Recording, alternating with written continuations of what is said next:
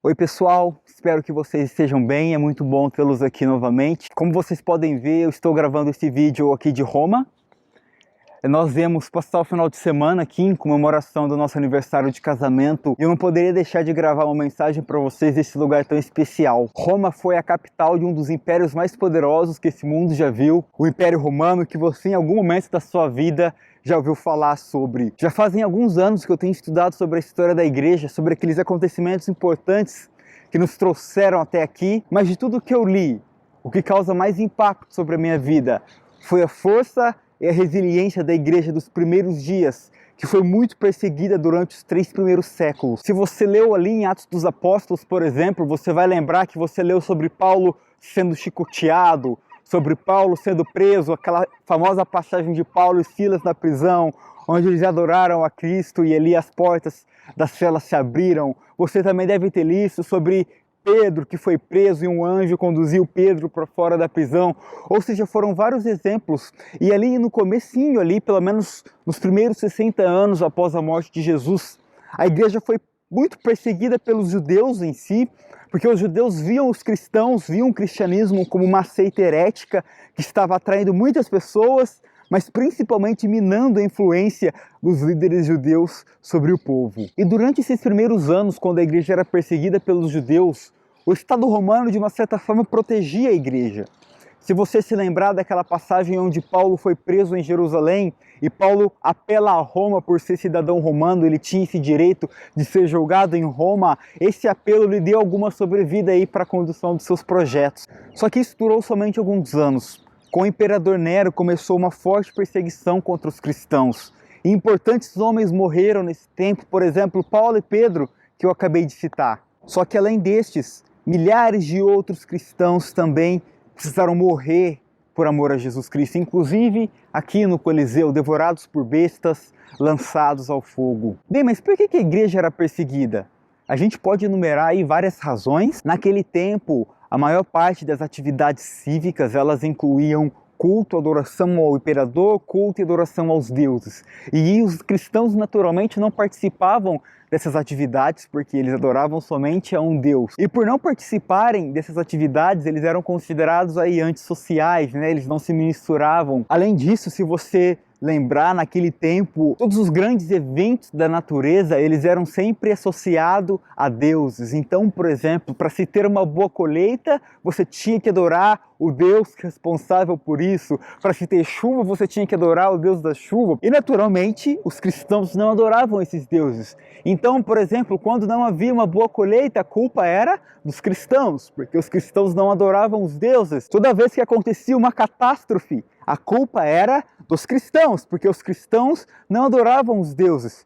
E isso foi criando um preconceito muito grande contra os cristãos. Sob uma ótica política, do ponto de vista romano, naquele tempo o imperador era visto como o representante divino na terra. Por esse motivo, era esperado que as pessoas prestassem culto ao imperador, que eles adorassem ao imperador. Era muito comum o hábito de se queimar incenso diante do imperador e de se prostrar diante dele. E naturalmente, os cristãos não faziam isso, porque os cristãos adoravam a um só Deus. E este ato por parte dos cristãos, ao invés de ser interpretado como uma questão de convicção de fé, era muitas vezes interpretado como uma rebelião. Então, seja por questões sociais ou por questões políticas, um grande preconceito e até mesmo um ódio se desenvolveu contra os cristãos naqueles primeiros anos. Muitas mentiras eram disseminadas aí contra os cristãos, como por exemplo, diziam-se que os cristãos eram canibais, porque eles ouviam falar que existia ali um ritual onde eles comiam um certo corpo e tomavam de um certo sangue,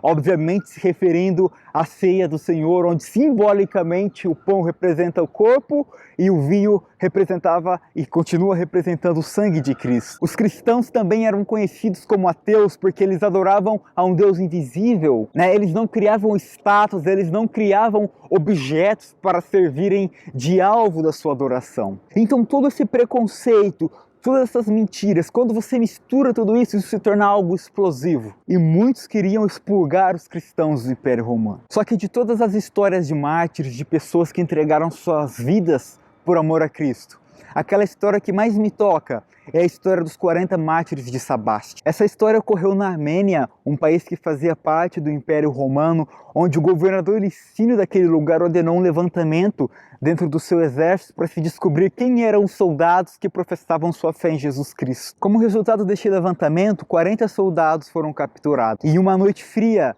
estes soldados foram levados até um lago congelante e foram ordenados que esses soldados retirassem suas roupas, ficassem completamente nus e entrassem naquele lago. E enquanto isso, na margem do lago, os soldados romanos criaram uma tenda com uma banheira de água quentinha. E todo soldado que renunciasse à sua fé em Cristo e prestasse culto ao imperador poderia então sair daquele lago e tomar um banho quentinho. Os soldados estavam ali naquele lago e de repente um deles puxa o coro e todos começam a cantar: 40 bons soldados, 40 mártires de Cristo. 40 bons soldados, 40 mártires de Cristo. Um dos guardas que guardava, os soldados para que nenhum fugissem daquele lago, ele começou a ficar bastante tocado com tudo aquilo.